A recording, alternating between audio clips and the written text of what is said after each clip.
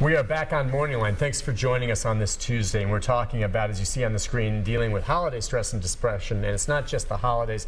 This coincides, of course, with a horrible tragedy in Chattanooga. This morning we're talking with the Chief Medical Officer for Centerstone.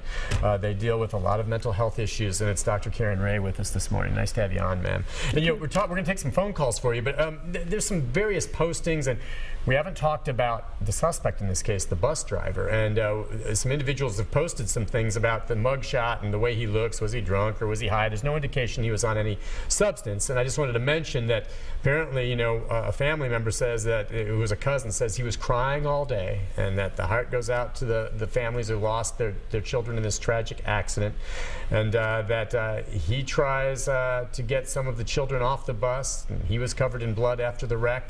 He has to live with this burden and guilt and shame. So yeah, obviously the individual who's charged that was driving the bus has got to be, well, if that were me, I'd probably be feeling suicidal. Oh, I'm sure it's a desperate situation, and he certainly could get help to deal with his response. Yeah, how that's going to work. And of course, now he's charged with crimes. We don't know all the details as to why, but maybe driving too fast. But let's get a few phone calls from people that waited to the break. Let's start off with Lee. Lee, good morning. Good morning, Nick. Hi, Lee. I want to tell the families down in Chattanooga that my heart goes out to them. Indeed. I do want to make a couple of comments. Number one, these advocates that want to save money by not installing seatbelts. Okay, my issue with it is I hope they know who they are, and I hope they can deal with it. Seatbelts will save lives. Yeah, and that'll be another show for us. We'll get into that. Yeah. Well, these buses, I've been noticing here in Tennessee, the last 3 that's happened here. Mm-hmm. These buses sit real high. And with them being a high-profile vehicle, people don't realize the weight shifting on that bus. I mean, the weight of it will automatically flip them. I see the pictures of that one in Chattanooga. This driver had to be doing... Well, he was going, they said, and that's a little off topic, Lee, because we're talking about the emotions of all this, but I'll say this, that, yeah, there's some questions about how fast he was going, and you're not wrong about some of these issues that will come up. I do sense, and maybe this is part of what you'll deal with, a lot of folks, as you say, are feeling the grief, and one of the things they're going to want to ask, and maybe to help them feel better, is what can we learn from this so it never happens again? I think that's really important. Okay, so just letting them know that, it's not just this happened, let's move on. They want to know that it's looked into, researched thoroughly, and that they maybe have, first of all, how important is it for the families to have an explanation as to why this happened? Well, I think that is important. I don't think that explanation will be immediate, most likely. It's going to be at least a year from NTSB, the way they're so slow. It's going to be a long investigation, and the families will be dealing with their grief, obviously, in that time, as well as the first responders. I'm sure, as we discussed earlier, that was very difficult. Yeah, you're talking about the paramedics or the firefighters, the police, so we shouldn't forget them as well. They're responding to a scene, trying to save these children. They're cutting into the metal of this bus to get to them, and they're finding some deceased at the scene. Right. I can't imagine what they must be going through as well. We can't forget about them. Well, it is a terrible tragedy, and I think it's really exacerbated by the loss of children. Human lives are always important, but children have a special place in our hearts. And this is a great tragedy, and I'm sure the horror of that must be very, very difficult. I wonder, for those first responders, is there any way you can prepare to respond to something like this? Well, I mean, I guess you have to fall back on professionalism and try to keep the emotion out while you're trying to save lives. But I don't know, how can you prepare? I'm not talking about for parents. No one ever prepares for their children to die. But how do you prepare to respond to a tragedy like this? Well, I think as part of their training, they're instructed in how to respond. And one of the things that I find as a physician is that I am less overwhelmed immediately when I have the ability to do something helpful. Yeah.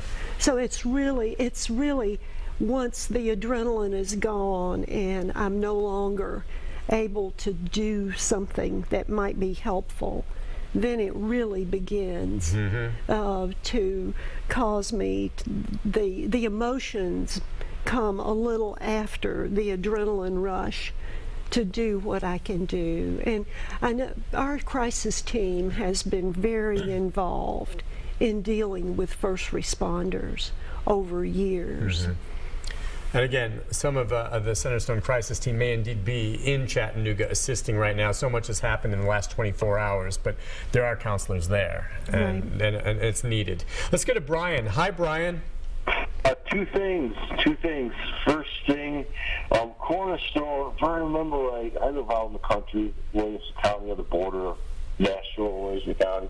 I think it's out there in Brentwood, something. I think it's part of it's a mental health facility, I'm sure. And I was going to ask her, is it totally privately funded or is it partially publicly funded? My second thing is holiday depression. You know, I'm going into the big city today. I'm going to try to get almost all my Thanksgiving stuff done as quickly as I can. Me and Nick have talked about this before, like the bad weather or something. Get in there quickly, and then you get it done. Yeah. And I was going to go back in Friday, too, but my boss may not even open up the building. We have our own building. And I was just thinking of tomorrow having them ship the stuff to me overnight, and if not, just don't worry about it till Monday.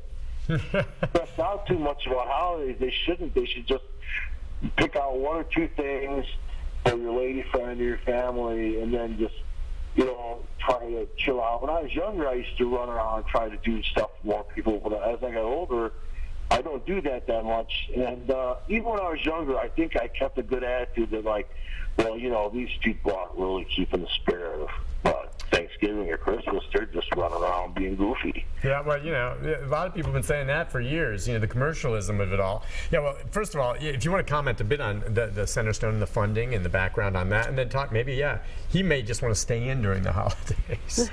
Well, Centerstone is a large community mental health provider organization. We see over 50,000 patients a year, and we're located at many locations across Middle Tennessee and actually down into Chattanooga. We have 19 clinic sites with psychiatrists and counselors and community-based workers and school-based counselors, along with many other services. Our funding is such that we see patients who have TennCare, who have Medicare, who have commercial insurance, and self-pay patients. So it's a rather broad group of people that we work with. And as far as, and you know, he's talking from his own personal experience, the holidays for some, as opposed to getting out and enjoying Black Friday and all this, they just want to stay in. Well, I don't blame him. The traffic and the rat race. Well, I think the rat race contributes to the stress that we feel. It can be exciting, though. And I think at different times in life, our traditions do change. So it can evolve from having been terribly busy to picking the things that are important to that person. Yeah. So I think what he's talking about is a strategy that many people use to cope with the holidays. And of course, the holidays are exciting. The depression rate in many ways is lower at the holidays, except for people for whom there's grief, there's loss. I think the largest worry would be about people who have a prior history of depression or another mood disorder, or who have a strong family history of depression. And those people are more vulnerable to the stress that comes with particularly Christmas, but also some with Thanksgiving. Thanksgiving as well. Let's go to Charlie. Charlie, good morning. Good morning, Nick. How are you, Charlie? Go ahead. Yeah. I just trying to say I do a lot of counseling myself as a minister, and that's one of the things I use, spiritual help with stress and depression. Yeah. Go on. Yeah, and also we've got a thing going right now. I'm trying to get a patent on a thing that the police can use to tell whether people are wearing seatbelts no matter what, school bus or whatever, let's have any of the seat belts that are not fastened.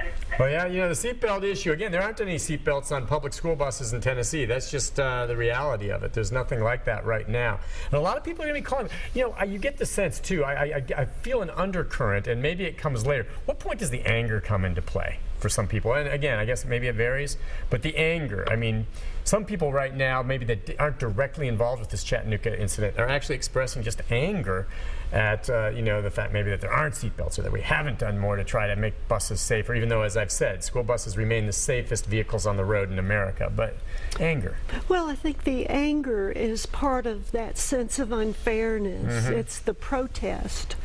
So there's the stunned disbelief, being overwhelmed, and then for people who are more distant from it, that doesn't go on for quite as long. Yeah. So then moving to, this is really unfair, there, you know, we should have had this or we should have had that.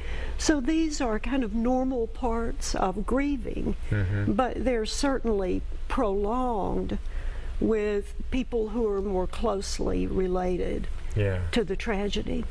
You can't put a timetable on when someone gets past this. Everyone's different. Everyone's different, but again, it will take obviously longer for family members, teachers, principals, other people who knew the children and who were intimately involved, the first responders, maybe healthcare workers who were involved in the emergency room.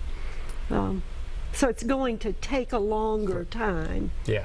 There's things, I guess, that can be done to help and make people get through this. Listen, let's take a break.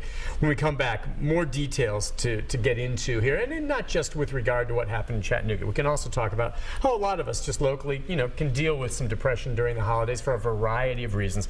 And the key is there is help out there, okay? It's a dark place, but there's a light at the end of it when you make it through. So we'll take a break. We'll be back with more right after this.